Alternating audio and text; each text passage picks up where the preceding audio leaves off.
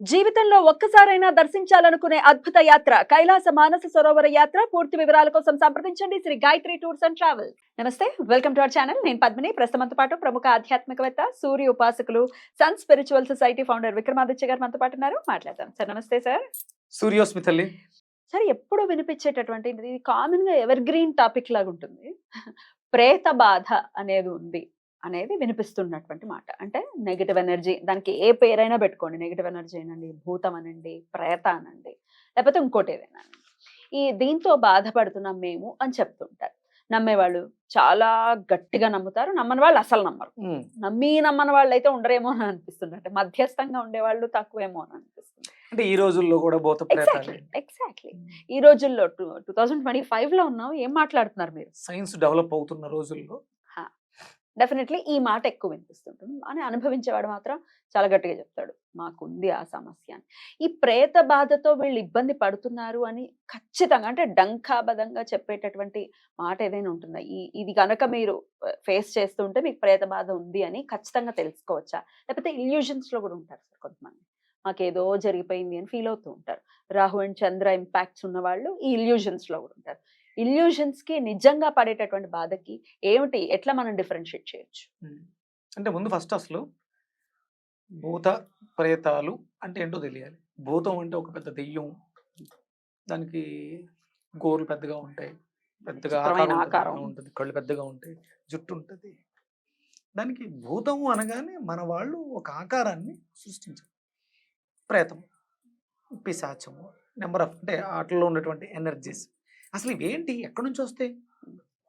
అంటే మీ లెక్క ప్రకారం భూతం అంటే మనమే. నాకైతే మనమే అని అనిపిస్తుంది. మీది ఏ నక్షత్రం? అది కృతిక సార్. కృతిక నక్షత్రం ఆ నక్షత్రాల్లో లేదు. అంటే కొన్ని నక్షత్రాల్లో కొన్ని సమయాల్లో ఆ నక్షత్రాల నుంచి రిలీజ్ అయ్యే ఎనర్జీ నకారాత్మక శక్తి. ఈ 27 నక్షత్రాలు 27 నక్షత్రాలు, కొన్ని నక్షత్రాలలో కొన్ని సమయాలలో ఆ నక్షత్రాల నుంచి వచ్చేటువంటి కాస్మిక్ ఎనర్జీ నెగిటివ్గా వస్తుంది. ఫర్ ఎగ్జాంపుల్ ఒక్క నక్షత్రం చెప్పండి. చిత్త, ఆశ్లేష, కొద్ది సమయాల్లో, అన్ని సమయాల్లో అంటే కొన్ని మనకి 1వ పాదం, 2వ పాదం, 3వ పాదం, 4వ పాదం, ఈ పాదాలు ఆ సమయాల్లో నడిచేటప్పుడు ఆయా తిథులు, వారాలు, నక్షత్రాల్లో ఆ అలైన్మెంట్ జరిగి అక్కడ నెగిటివ్ పుడుతుంది. అది ఎక్కడెక్కడ జరుగుతుందంటే మనకంటే ఇవి ఎక్కడ జనరేట్ అవుతాయి.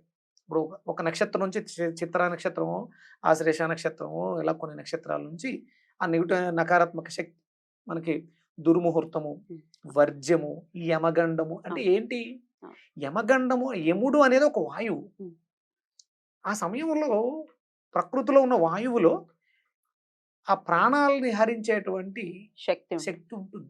ఆ సమయంలో ప్రయాణం చేయడం ద్వారా ఆ గండం ఉన్న వాళ్ళకి జాతక రీత్యా ఆయా నక్షత్రాలు అలైన్మెంట్ అవుద్ది. అప్పుడు ఇబ్బంది పడతారు. అప్పుడు వాళ్ళు ఇబ్బంది పడతారు, అందరూ ఇబ్బంది పడరు. యమగండం అందరికీ కాదు. యమగండం ఉంది అంటే పర్టికులర్, నేను చిత్తా నక్షత్రం అనుకుందాం, పర్టికులర్ సమయంలో యమగండం ఉన్నప్పుడు ఆ సమయంలో నేను కొత్తగా ప్రయాణాలు మొన్న చూడండి ఫ్లైట్ యాక్సిడెంట్స్ ఇప్పుడు జరుగుతున్న సమయం ఏంటి అంటే దీన్ని పిశాచి యోగం అన్నారు. యోగం అంటే కొన్ని గ్రహాల కలయిక, కొన్ని స్థానాల్లో. ఇప్పుడు కేతువు మనకి ఎక్కడ సింహంలో ఉన్నాడు. ఆ కేతువు సింహంలో ఉన్నప్పుడు జరిగేటువంటి సమయాన్ని పిశాచి యోగంగా చెప్పి ఇవి జరుగుతాయి. వాళ్ళు ఎలా చెప్పగలిగారు అంటే ఇది వేద ప్రమాణాలతో. నమ్మిన వాళ్ళకి ఉంది, నమ్మకపోయినా ఉంది, జరుగుతుంది కదా. ఎందుకు జరిగింది? ఊరికేం జరగట్లే. అందుకని అసలు ఇవి అంటే ఆయా నక్షత్రాలు జరిగే సమయంలో. అందుకనే మనకి పెద్దలు ఏం చెప్తుంటారంటే నిర్జన ప్రదేశాల్లో సంచరించే సమయాల్లో గుంపుగా ఉండండి, ఒక్కడగా వెళ్ళొద్దు. ఇప్పుడు చూడండి మనకి మన అరుణాచల గిరి ప్రదక్షిణలో ఒక్కడగా వెళ్ళాడు. ఒక బాబుని గొంతుకు చంపేశారు కదా పాపం, 500 రూపాయల కోసం. అరుణాచల గిరి ప్రదక్షిణ ఒంటరిగా తెల్లవారుజాము 3 చిల్లరకి ఇప్పుడు చేస్తున్నారు.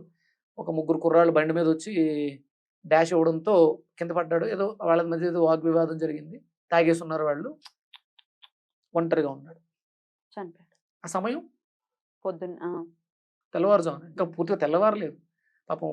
తెల్లవారులో ఆ శరీరం అక్కడే ఇబ్బంది. మనం ఇక్కడ హైదరాబాద్కు సంబంధించిన సాఫ్ట్వేర్ ఇంజనీర్. నిర్జన ప్రదేశాల్లో అలాంటి సమయాలలో భక్తి ముఖ్యమే. దాని మీద పెద్ద కాంట్రవర్సీ జరిగి వీళ్ళ వల్లే జరిగింది అని. అవును, చాగంటి నండూరి కోటేశ్వర వారిని, ఆ, చాగంటి వారిని అవును అన్నారు. అది అంటే వాళ్ళు చెప్పిన దాంట్లో ఉంది, ఇలా లేదుగా. ఉమ్.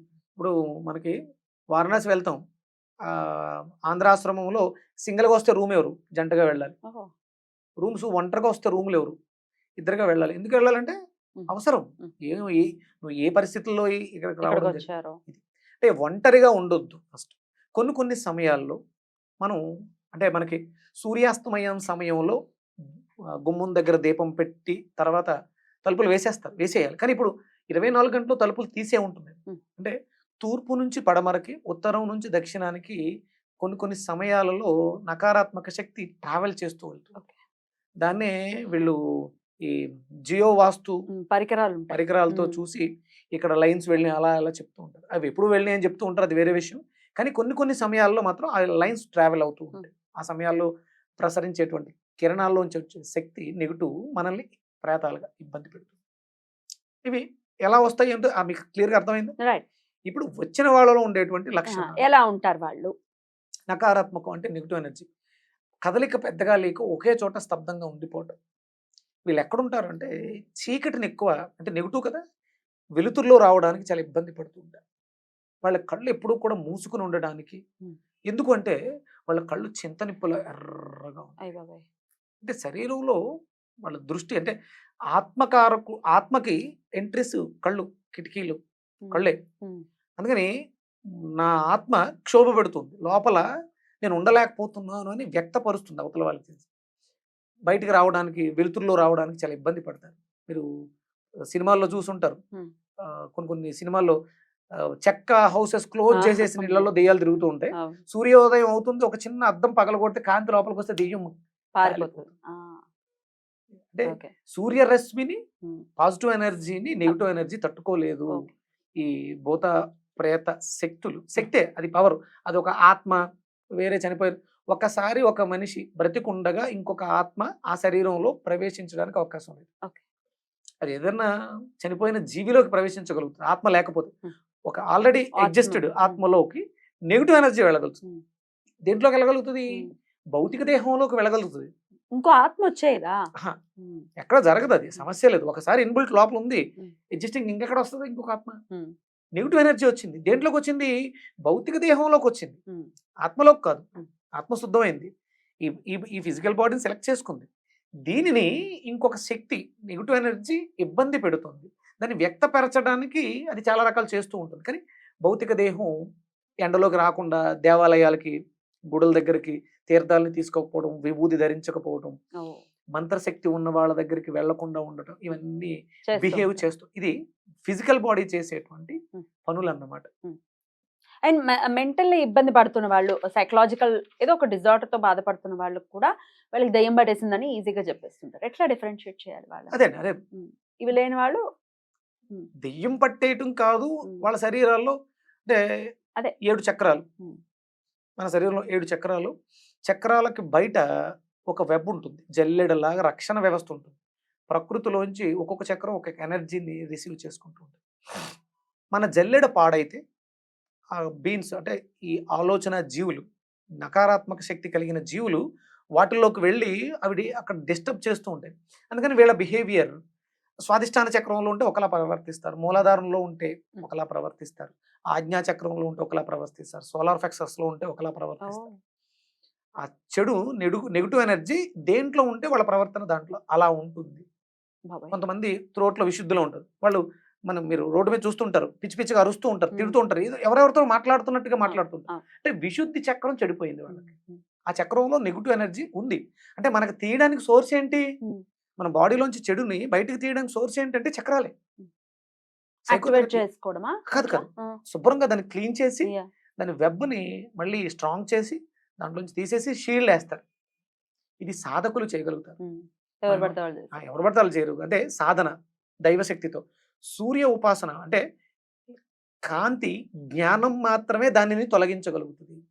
అందుకని నిర్జన ప్రదేశాల్లో మూత్ర విసర్జన చేస్తే చేయకూడదు, అస్సలు చేయకూడదు. అసలు అంటే మూత్ర విసర్జనకి మనకి కొన్ని చోట్ల ప్రశస్తంగా చెప్పబడి ఉంది. కాదు సార్, ఈ బస్సుల్లో జర్నీలు చేసేవాళ్ళు ఆపేసి రాత్రుల పూట అక్కడ ఆపుతూ ఉంటారు. ఉమ్, కంపల్సరీ ఒకవేళ అలా అయితే అత్యవసరంగా ఆ, చేయాల్సి వచ్చినప్పుడు కంపల్సరీ కాలు కడుక్కోవాలి. వెంటనే ఓ బాటిల్ తీసుకోవడం, కాళ్ళు కాలు కడిగేసుకోవడం. కడుక్కోవడం చాలా అదే ఇది కూడా రక్షణగా ఏమైనా ఎవరు మననం చేసుకోవడానికి ఏమైనా మంత్రం ఉంటుందా కాళ్ళు కడుక్కున్న తర్వాత? కాలు కడుక్కోవడం కూడా అద్భుతం, చాలా అద్భుతమైనటువంటి మంత్రం మనకి చెప్పుకోవచ్చు. ఏదైనా ఒకటి చెప్పండి. అది అంటే ఆ, వీళ్ళు క్రిస్టియన్స్ వాడుతూ ఉంటారు. సిలువ ఉంటది కదా, అది ఒరిజినల్ గా సిలువ కాదు, సన్ క్రాస్. అంటే ఆత్మలని నిర్దేశించి శక్తివంతం చేసేవాడు సూర్యుడు, ప్రేతాత్మలని నివారించేవాడు సూర్యుడు. కాంతితో ఆయన వచ్చిన వెంటనే వెళ్ళిపోతే మళ్ళీ ఇవే ఉండవు. అవును. అందుకని ఓం సూర్యనారాయణాయ, ఓం సూర్యనారాయణాయ, ఓం సూర్యనారాయణాయ. అంటే అష్ట ఇవి సూర్యుడి యొక్క గుణాలు, సూర్యుడిలో ఉన్నటువంటి కాంతి. మనం అష్టాక్షరి మంత్రం ఓం సూర్యనారాయణాయ. ఈ మంత్రం చీకట్లను పారద్రోలుతుంది, ప్లస్ మనకి జ్ఞానాన్ని ఇస్తుంది, దుష్ట శక్తులను నిర్మూలిస్తుంది. రైట్. ఒకవేళ అలాంటి పరిస్థితి, ఒకవేళ అర్జెంట్ గా ఇప్పుడు జర్నీలు చేసే వాళ్ళు ఇబ్బంది పడిపోతుంటారు కదా, కాళ్ళు గడికేసుకుని ఒకసారి సూర్యనారాయణ మూర్తిని 3 సార్లు సూర్యనారాయణాయ ఓం సూర్యనారాయణాయ ఓం సూర్యనారాయణాయ. పరిస్థితులు బాగాలేదు, చిన్నపిల్లలు బాగా ఎక్కువ గుక్కపెట్టి ఏడుస్తున్నారు అంటే ఎవరో బయట నుంచి తిరిగి వచ్చి ఆ శక్తిని చిన్నపిల్లలకి ట్రాన్స్ఫర్ చేయడం. అలాగే సాయంత్రం సమయంలో పిల్లల్ని బయటకు తీసుకెళ్ళడం. అంటే చిన్నపిల్లలు బాగా ఎక్కువ ఇబ్బంది పడతారు అసుర సంధ్య వేళ. అసలు ఆ సమయాలు మంచివి కాదు. అందుకే చెప్పారు ఆ సమయాల్లో మీరు ఇలాంటి పనులు, అంటే మనకి అశ్విని దేవతలు తిరిగే సమయం ఉంటుంది, ఆ తర్వాత ఒక గంట సేపు మనం చాలా జాగ్రత్త ఒకే చోట ఉండాలి. ప్రయాణాలు చేయకూడదు, ఏవి తినకూడదు. సూర్యాస్తమయ సమయంలో ఆహారం, అంటే దేవతలు తిరిగిన తర్వాత మళ్ళీ అసుర శక్తులు వచ్చేస్తూ ఉంటాయి. చాలా జాగ్రత్త, ఆ సమయాల్లో బయట తిరగకూడదు. కానీ ఇప్పుడు అంతా తిరగకుండా కుదరదు. అందుకని కంపల్సరీ మన దగ్గర ఒక దైవిక వస్తువు ఏదైనా, అంటే రుద్రాక్ష కానీ లేకపోతే కనీసం నిమ్మకాయ మన దగ్గర పెట్టుకోవటం. ఏదో అనుమానం వచ్చింది మనకి, ఏదో ఒకసారి ఒళ్ళు జలదరించి అనిపించింది, వెంటనే నిమ్మకాయని తీసి కొరికేయటం, ఇంటికి వెళ్ళిన కొంచెం నిమ్మకాయ నీళ్లు తాగేయటం, లేదా ఉప్పుతో దిష్టి తీయించుకోవడం, నీళ్ళలో ఉప్పు వేసుకుని స్నానం చేయడం. మనకు తెలుస్తుంది ఉన్నట్టు కాకుండా ఒక్కొక్కసారి సడన్ గా నీరసించిపోవడం, సడన్ గా ఏదో గట్టిగా అరవాలనిపించడం, కోపం రావటం. ఇవి కారణం ఏంటంటే మనలో నెగిటివ్ ఎనర్జీ ప్రవేశించింది, అప్పుడు ఇవి చేయొచ్చు. రైట్. తీవ్రతరంగా ఉంది, ఇప్పుడు మీరు ఇందాక చెప్పినట్టుగా రూముల్లోనే ఉంటున్నారు, బయటికి రావట్లేదు, అసలు వెలుతురుని చూస్తేనే భయపడిపోతున్నారు, ఎవరు కళ్ళల్లోకి కళ్ళు పెట్టి కూడా చూడరు అని కూడా వింటుంటాను. మరి వీటి నుంచి బయటపడాలంటే ఏం చేయాలి? ఇక్కడ మనకి సాంబ్రాణి, ఆవు పిడకల మీద సాంబ్రాణి ముందు ఇల్లంతా శుద్ధి చేయాలి. అలాగే మనం ఒక ఎపిసోడ్ లో మాట్లాడాం, శంఖంలో నీళ్లను పోసి ఇల్లంతా కూడా ప్రోక్షణ చేయాలి.